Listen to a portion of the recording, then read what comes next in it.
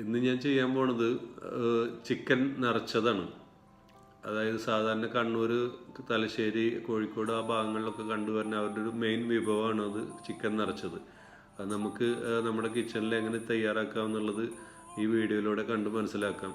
എല്ലാവർക്കും എൻ്റെ കിച്ചണിലേക്ക് സ്വാഗതം.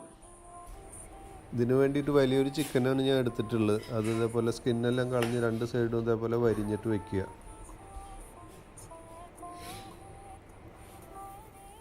അതിലോട്ട് കുറച്ച് ഉപ്പും മുളകും മഞ്ഞളും കൂടെ ചേർത്ത് നന്നായിട്ട് ഇതേപോലെ സൈഡിലെല്ലാം നല്ലോണം തേച്ച് പിടിപ്പിക്കണം. രണ്ട് സൈഡിലും ഉള്ളിലും നല്ലോണം തേച്ച് പിടിപ്പിക്കുക.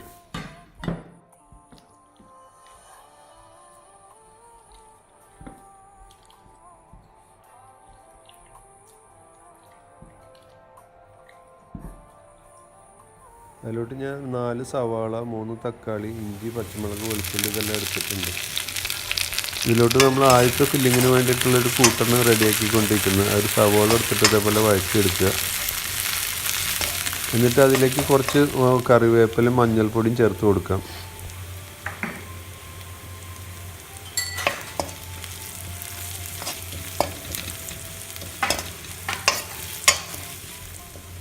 അതിലോട്ട് കുറച്ച് മല്ലിപ്പൊടി ആഡ് ചെയ്യാം.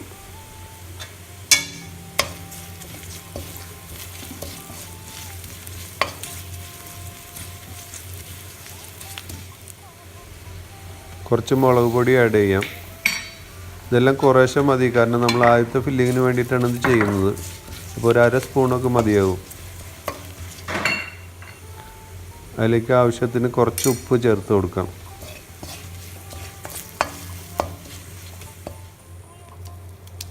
അതിലോട്ടൊരു പകുതി തക്കാളി ആഡ് ചെയ്യാം.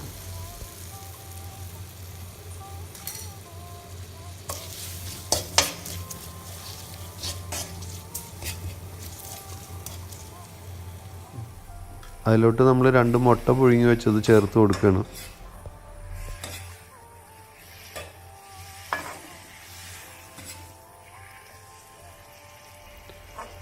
ഇപ്പോൾ ആദ്യത്തെ ഫില്ലിങ്ങിനുള്ള സംഭവമൊക്കെ റെഡി ആയിട്ടുണ്ട്. അത് നമ്മൾ ഈ കോഴിക്കകത്ത് നിറച്ച് കൊടുക്കാം. ആദ്യം ഒരു മുട്ട വയ്ക്കുക, എന്നിട്ട് കുറച്ച് മസാല വെച്ച് കൊടുക്കാം.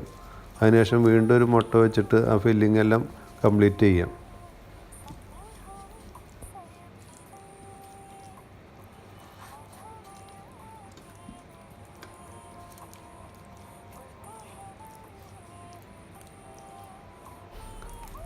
എന്നിട്ടൊരു തുണി എടുത്തിട്ട് അതിൻ്റെ 2 കാലും നമ്മൾ അതേപോലെ കെട്ടി വെക്കണം. ആ ഫില്ലിംഗ് ഒന്നും പുറത്ത് വരാതിരിക്കാനും വേണ്ടിയിട്ടാണ് അത്. ചിക്കനെ നമുക്ക് ചെറുതായിട്ടൊന്ന് ഫ്രൈ ചെയ്തിട്ട് എടുക്കാം.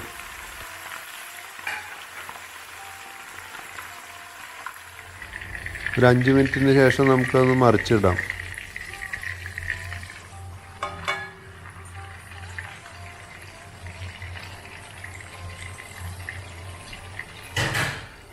ഇങ്ങനെ എല്ലാ സൈഡും ആവുന്ന ഒരു 10 മിനിറ്റോളം നമുക്കത് എണ്ണയിൽ ഫ്രൈ ചെയ്തിട്ട് എടുക്കാം. അപ്പോൾ നമ്മുടെ ചിക്കൻ ഏകദേശം ഇവിടെ റെഡിയായി കഴിഞ്ഞ്. ഇനി നമുക്ക് അതിലേക്ക് വേണ്ട മസാലകൾ തയ്യാറാക്കാം. ആ ചിക്കൻ ഫ്രൈ ചെയ്ത എണ്ണയിൽ തന്നെ നമ്മൾ ബാക്കിയുള്ള സവാള ചേർത്ത് കൊടുക്കാം.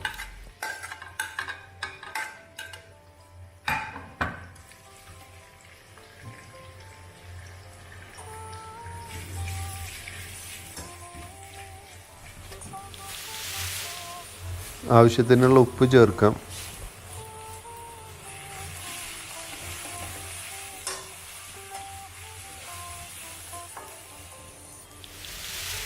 ഇവിടെ കുറച്ച് കറിവേപ്പില ചേർക്കുകയാണ്. അതിലോട്ട് 4 പച്ചമുളക് ചേർക്കാം.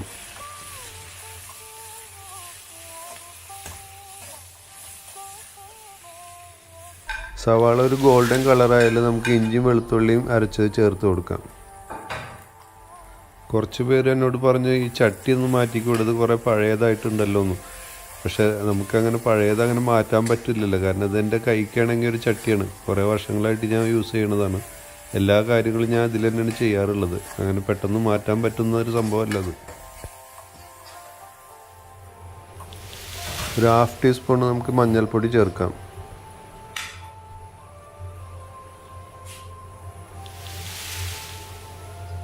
ഒരു ടീസ്പൂൺ മല്ലിപ്പൊടി ചേർക്കാം.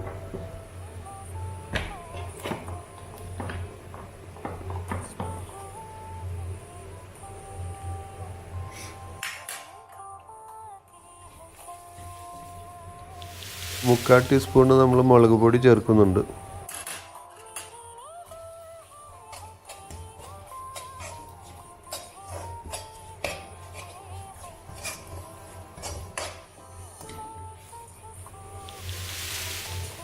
ആവശ്യത്തിനുള്ള ഉപ്പ് ചേർക്കാം.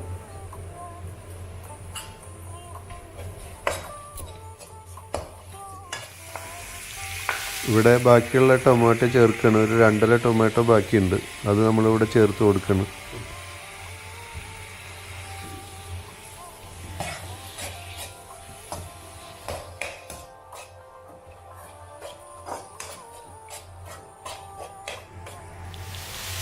ഇവിടെ നമ്മൾ 1/2 ടീസ്പൂൺ കുരുമുളക് പൊടിയും 1/2 ടീസ്പൂൺ ഗരം മസാലപ്പൊടിയും ചേർക്കുന്നുണ്ട്.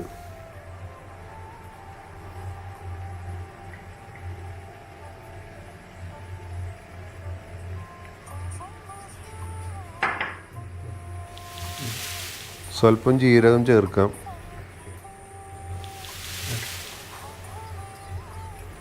സ്വല്പം ലെമൺ ജ്യൂസ് ചേർത്ത് കൊടുക്കാം.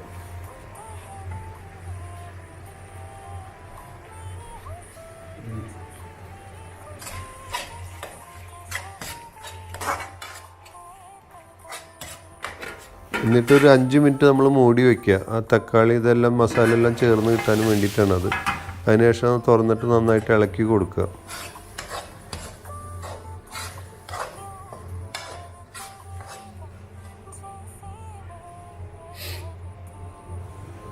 ഇനി കുറച്ച് മല്ലിയിലയും പുതിനയും കൂടെ ചേർത്ത് കൊടുക്കാം.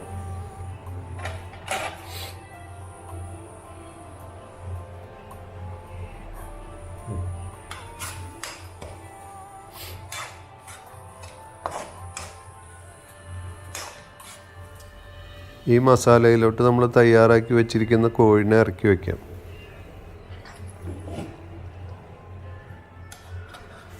എന്നിട്ട് ആ മസാല എല്ലാം നമ്മൾ കോഴിയുടെ പുറത്തോട്ട് നല്ലോണം ചേർത്ത് കൊടുക്കണം.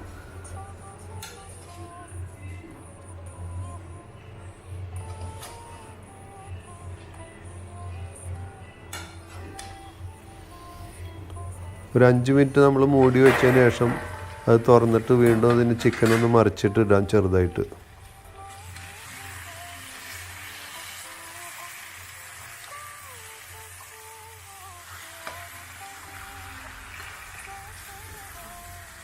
ഇപ്പോൾ നമ്മുടെ ചിക്കനെല്ലാം നല്ലപോലെ പാകമായിട്ടുണ്ട്. നല്ലപോലെ മസാല ഒക്കെ പിടിച്ചിട്ടുണ്ട്. അത് നന്നായിട്ട് ഇങ്ങനെ മറിച്ചിട്ടിട്ട് കുറച്ച് നേരം ഇങ്ങനെ വേവിച്ചെടുക്കുക.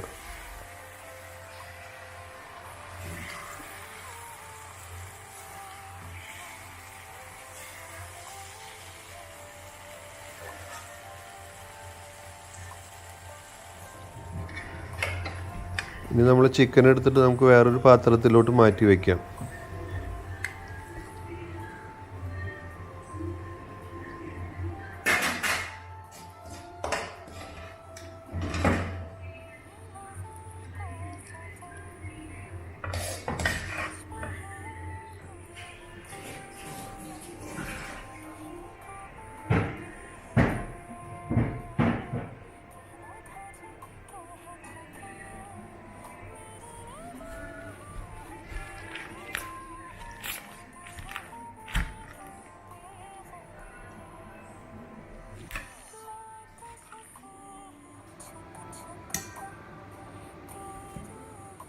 സംഗതി എല്ലാം റെഡി ആയിട്ടുണ്ട്. കാണാനും വളരെ ഭംഗിയുണ്ട്. സംഗതി നമുക്ക് ടേസ്റ്റ് ചെയ്തിട്ട് നോക്കാം ഇനി എങ്ങനെ ഉണ്ടെന്നുള്ളത്. അപ്പോൾ ഒരു ലെഗ് പീസാണ് ഞാൻ മുറിച്ചെടുത്തിട്ടുള്ളത് ഇന്ന്.